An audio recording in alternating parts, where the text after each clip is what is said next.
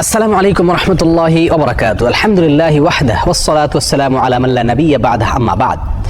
সুপ্রিয় দর্শক শ্রোতা ভাই বোনেরা, আজ আমরা এমন একটি জিকির, এমন একটি দোয়ার কথা বলবো যে জিকির এবং দোয়া জানে না এমন কোনো মুসলিম পৃথিবীতে পাওয়া কঠিন। বলতে গেলে আমরা সকলেই এই দোয়া, এই জিকিরটি জানি, এই বাক্যটি মুখস্থ আমাদের আছে, কিন্তু এই বাক্যের যে ওজন, এই বাক্যের যে ওয়েট, এই বাক্যের যে গুরুত্ব, সেটা আমরা হয়তো অনেকেই উপলব্ধি করতে পারি না। মুস্তাদরাকে হাকিমে আবু সাঈদ খুদরি রাদিয়াল্লাহু তাআলা আনহু থেকে বিশুদ্ধ সূত্রে বর্ণিত এক হাদিসে নবী করিম সাল্লাল্লাহু আলাইহি সাল্লাম ইরশাদ করেছেন, একবার আল্লাহর নবী মুসা আলাইহিস সালাতু ওয়াস সালাম আল্লাহর কাছে দরখাস্ত করলেন, আল্লাহর কাছে আবেদন পেশ করলেন।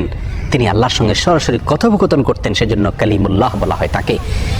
আল্লাহর সঙ্গে সরাসরি কথা বলতে গিয়ে একবার তিনি আবেদন করলেন, আল্লাহ আমাকে আপনি একটি জিকির, একটি দোয়া শিখিয়ে দিন, যে জিকির, যে দোয়া আমি সব সময় পাঠ করব, সব সময় আমল করব। আল্লাহ সুবহানাহু ওয়া তাআলা তখন মুসা আলাইহিস সালামকে বললেন, কুল লা ইলাহা ইল্লাল্লাহ, হে মুসা আপনি লা ইলাহা ইল্লাল্লাহ এই দোয়াটি সবসময় পাঠ করবেন, এই জিকিরটি সবসময় পাঠ করবেন, এটা আপনাকে আমি দিলাম।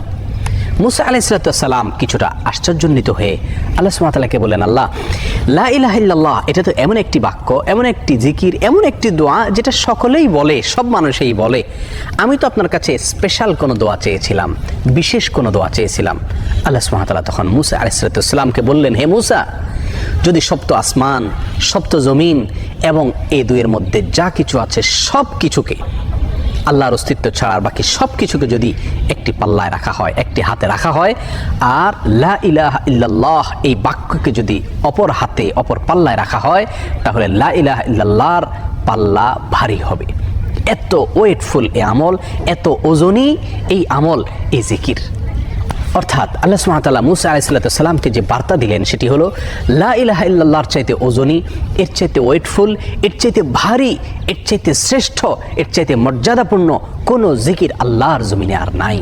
প্রিয় বন্ধুগণ, মুসা আলাইহিস সালামের জন্য সবচেয়ে স্পেশাল দোয়া হিসাবে, সবচেয়ে স্পেশাল জিকির হিসাবে আল্লাহ সুবহানাহু ওয়া তাআলা যে দোয়াটি নির্বাচন করলেন, যেটাকে সবচেয়ে ওজনী আমল হিসাবে আল্লাহ সুবহানাহু ওয়া তাআলা স্পষ্টভাবে ব্যক্ত করলেন, সেটি হলো লা ইলাহা ইল্লাল্লাহ। অথচ এই লা ইলাহা ইল্লাল্লাহ এটাকে আমরা খুব সাধারণ একটি জিকির মনে করি, খুব সাধারণ একটি দোয়া মনে করি, আমরা বিশেষ আমল খুঁজে বেড়াই। অথচ এর চাইতে বিশেষ, এর চাইতে স্পেশাল কোনো আমল আল্লাহর জমিনে আর হতে পারে না।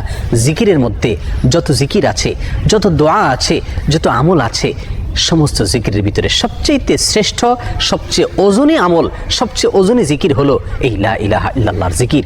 মিজানের পাল্লায় কিয়ামতের দিন যখন আমার নেকামল মাপা হবে, তখন আমার নেকামলে শুধুমাত্র লা ইলাহা ইল্লাল্লাহ এর আধিক্য যদি থাকে, তাহলে ইনশাআল্লাহ আমার নেকামলে পাল্লা অনেক বেশি ভারী হবে। আসুন, চলতে ফিরতে, উঠতে বসতে, অবসরে, কাজের ফাঁকে সব সময় মুখ থেকে, অন্তরের গভীর থেকে লা ইলাহা ইল্লাল্লাহ উচ্চারণ করতে থাকি। অন্তর পরিষ্কার হয়ে যাবে, অন্তরের ময়লা দূর হবে, অন্তরের পেরেশানি দূর হবে, অন্তরে আল্লাহ সুবহানাহু ওয়া তাআলার প্রতি আস্থা বাড়তে থাকবে, ঈমান বাড়তে থাকবে। এবং লা ইলাহা ইল্লাল্লাহ এই জিকির আমরা যত বেশি করব, তত বেশি সৃষ্টি জগতের অন্য সব কিছু আমাদের কাছে তুচ্ছ মনে হতে থাকবে। সব কিছুর হারানোর কষ্ট আমরা ভুলতে থাকব। আল্লাহ সুবহানাহু ওয়া তাআলার কাছে আমরা খুব বেশি নৈকট্য অর্জন করতে পারবো। আসুন বলতে থাকি, বেশি থেকে বেশি অন্তরস্থল থেকে ঈমানের সঙ্গে লা ইলাহা ইল্লাল্লাহ।